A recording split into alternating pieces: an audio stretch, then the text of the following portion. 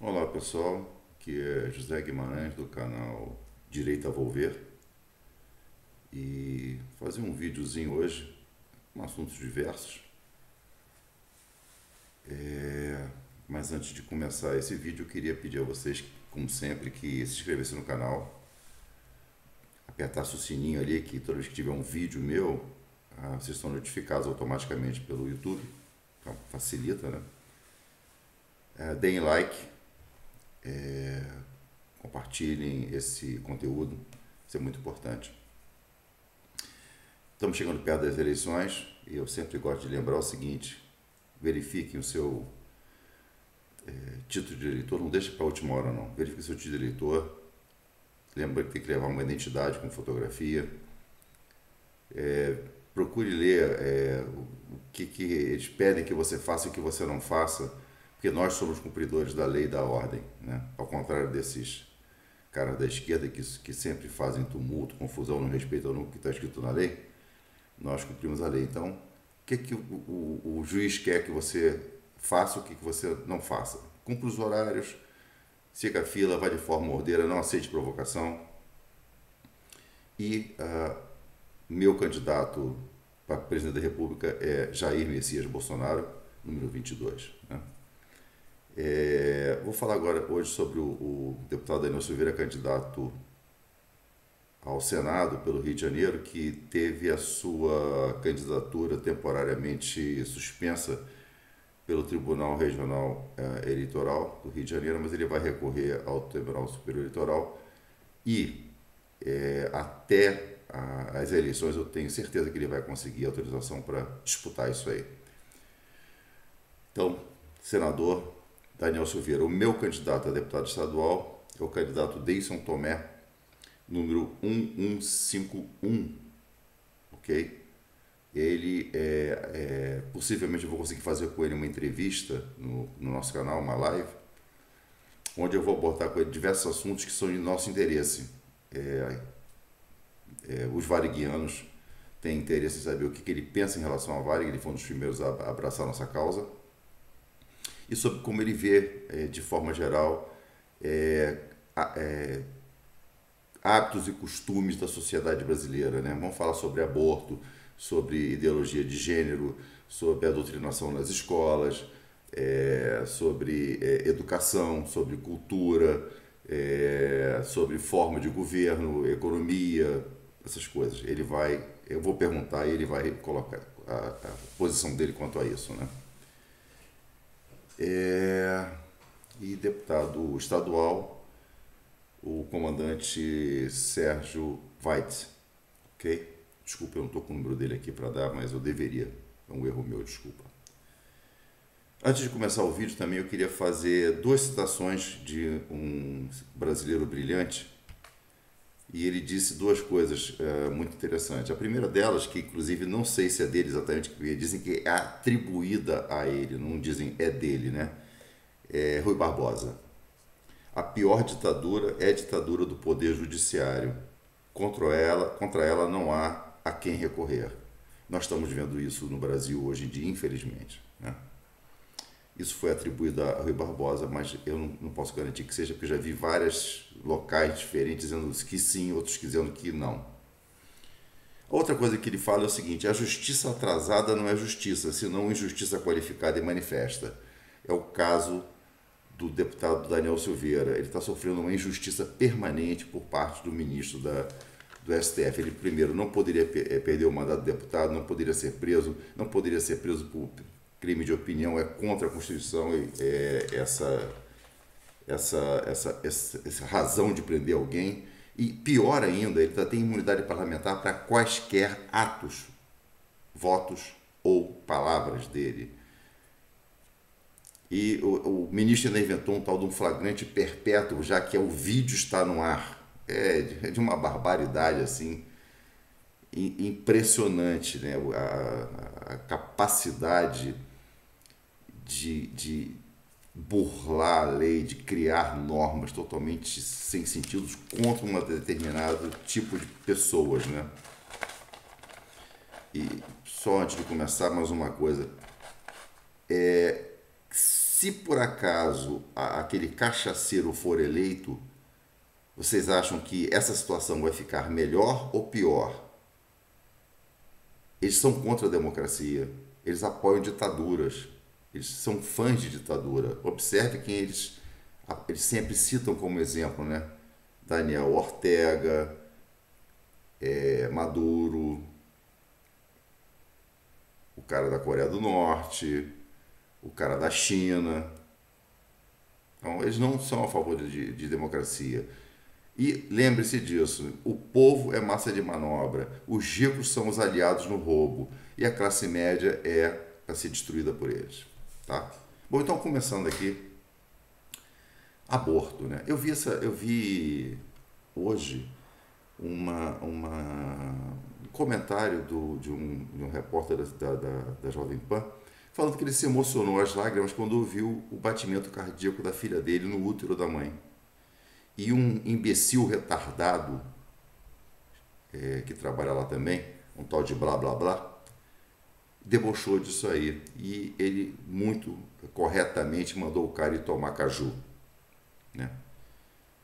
E outra coisa que eu observo é o seguinte: é uma pena que a mãe dele, a mãe desse imbecil, não tenha decidido seguir o que o filho acredita ser certo, que é abortar. Né?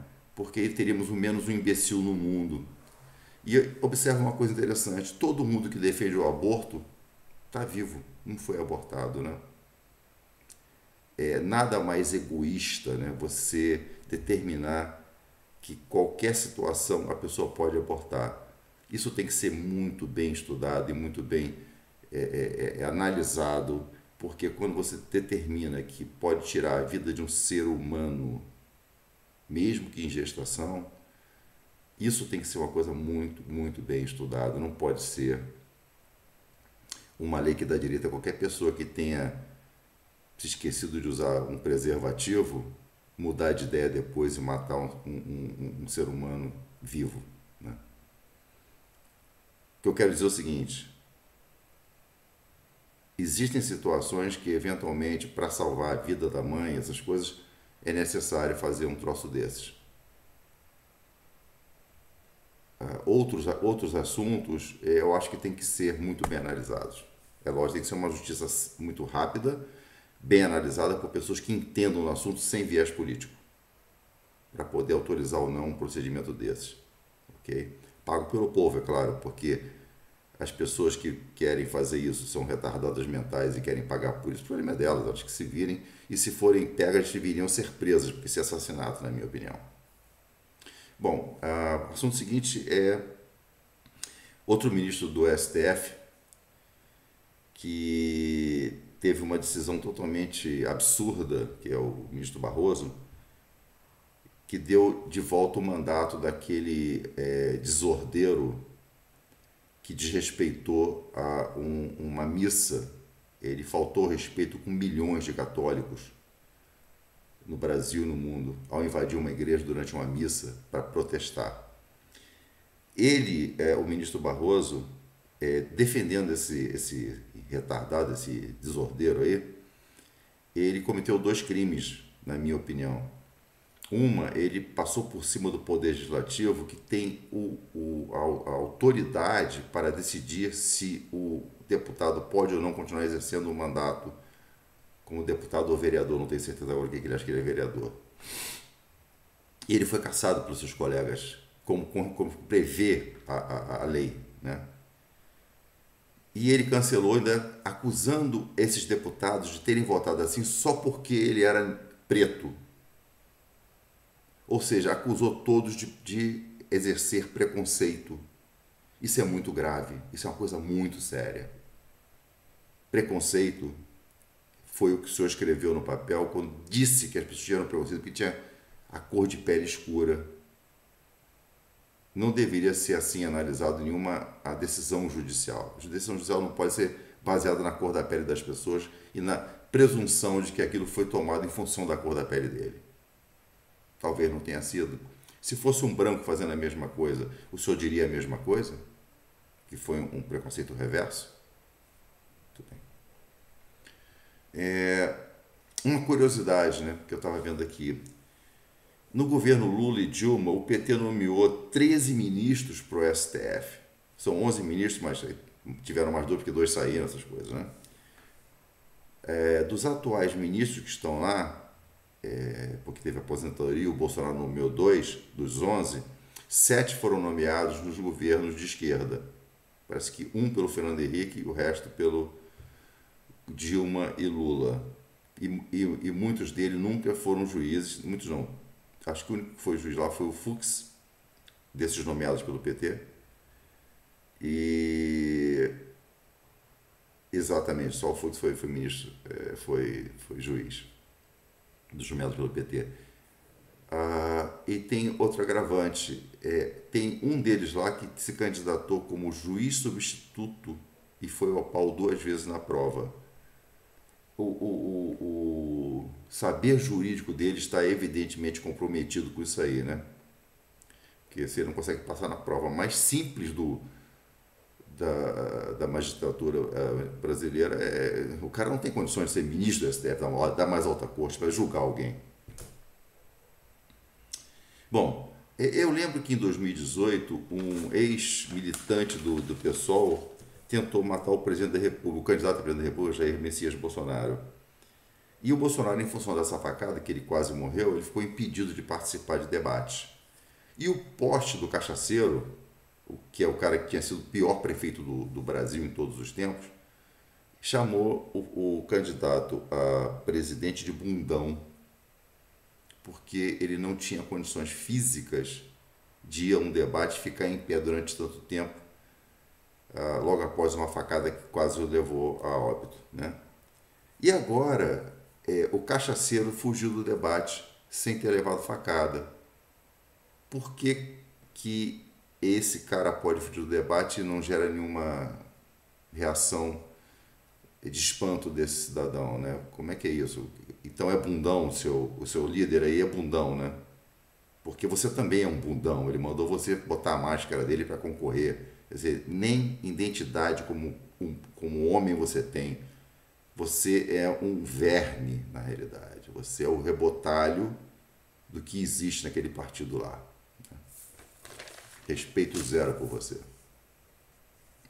Bom, comecei falando sobre o deputado Daniel Silveira, candidato a senador, né? Ele tem sido vítima de uma perseguição absurda por parte de um ministro do STF, o ministro Alexandre de Moraes. O ministro do STF, ele, contrariando o texto constitucional, determinou a prisão do deputado por um vídeo que ele gravou criticando o STF. Se a crítica foi inconveniente ou não, quem julga isso aí é o legislativo, não é o ministro do STF. Ele poderia entrar com uma ação judicial nos caminhos normais e pedir que o Ministério Público encaminhasse o juiz para abertura de inquérito, que não seria ele, mas ele tomou para si isso aí, ele julgou, ele coletou provas, ele mandou prender, ele foi tudo. É totalmente contra a lei isso aí. E tem mais, além de não existir crime de opinião no Brasil, esse deputado ainda gozava da imunidade parlamentar para quaisquer votos, opinião e palavras dele. Ele não podia ser preso de jeito nenhum. E foi preso. E agora, mesmo depois da concessão da graça presidencial, que não cabe ao STF nenhum comentário a respeito, isso uma coisa que o presidente pode fazer e não necessita de perguntar a ninguém se ele pode ou não pode fazer, qual é a extensão. Uma vez que ele assina a graça presidencial, tudo que foi dito em relação àquela pessoa anteriormente está cancelado naquele momento. Aparentemente, o cara não conhece a lei ou tem uma intenção por trás disso que ele não pode explicar, porque realmente não faz sentido um troço desses, né? Ele não pode não aceitar isso aí. E agora, recentemente, falou-se que ele não vai poder concorrer a senador, porque o Tribunal de Justiça do Rio de Janeiro, o Tribunal Eleitoral do Rio de Janeiro, decidiu que ele não pode, em função que a graça presidencial não atingiria essa parte da vida dele, o que não é verdade. Pela lei não diz isso, tá? Bom, para terminar esse vídeo aqui, vamos falar sobre um cara bacana chamado Daniel Ortega, que é um ditador comunista que é amigo do Lula, apoiado pelo Lula e é exemplo para o Lula de como se deve governar, né? Esse cara tirou a CNN do ar porque provavelmente colocou alguma coisa contra o que ele gostaria de ouvir. Ou seja, respeita a opinião dos outros e inexiste, é totalmente proibida em qualquer regime totalitário que o PT quer implantar no Brasil. Você não pode ter uma opinião contrária deles. Se tiver, você vai ser preso, vai ser massacrado, vai ser cancelado, vai ser expulso e pode até chegar a outras coisas piores ainda, né? Como o caso do Celso Daniel. Prendeu e expulsou padres e freiras, ou seja, ele não respeita o direito religioso das pessoas, né? Você não pode mais ter padre e freira lá. Por que ele não quer padres e freiras lá? Porque os padres e freiras foram contra ele? Ou porque disseram coisa que ele não gostou? Ou porque ele é contra a religião simplesmente? Eu não sei, o fato é, expulsou os caras do país. Como é que pode um troço desse? Acha normal? Por que ninguém se manifestou sobre isso? Cadê a classe artística? Cadê a imprensa? Cadê os políticos de esquerda para defender os direitos humanos dessas pessoas? Não se manifestaram, né? Você sabe por quê? Porque o que eles querem implantar no Brasil é uma ditadura igual a essa aí. Quando eles dizem que lutavam pela democracia em 64, é mentira, eles queriam implantar a ditadura do proletariado. A ditadura do proletariado foi implantada na União Soviética. Quantos milhões de pessoas morreram na União Soviética apenas por se opor ao regime deles? Vocês sabem? Pois é isso que você quer para o Brasil? Você tem certeza que você quer para o Brasil um cara que vai botar lá, por exemplo, um troço chamado poupança solidária, ou seja, um valor acima daquele valor que você tem guardado, você tem um determinado valor limite para você ter de poupança. Se você extrapolar esse valor limite de poupança, eles podem pegar para distribuir com os pobres. Ou seja, o seu esforço, você abrir mão de várias coisas na sua vida para juntar dinheiro, pode ser tomado por esses vagabundos aí que passaram a vida inteira no limite ou sem trabalhar, para eles terem uma vida melhor. Você acha justo? Tem uma lei que está no Chile, se eu não me engano, dizendo o seguinte: qualquer apartamento com mais de 65 metros quadrados, você é obrigado a dividir com outra família. Por quê? Não tem sentido um troço desse. Ok, mas vem cá, a mansão do Lula que ele aluga por 21 mil reais por mês é enorme, no Jardim de São Paulo. Ele vai dividir com outras famílias pobres? Não vai não, né? Bom, pessoal, já estou com 17 minutos, eu falo demais realmente. Muitíssimo obrigado pela sua atenção. Não perca fé no Brasil. Que Deus nos abençoe.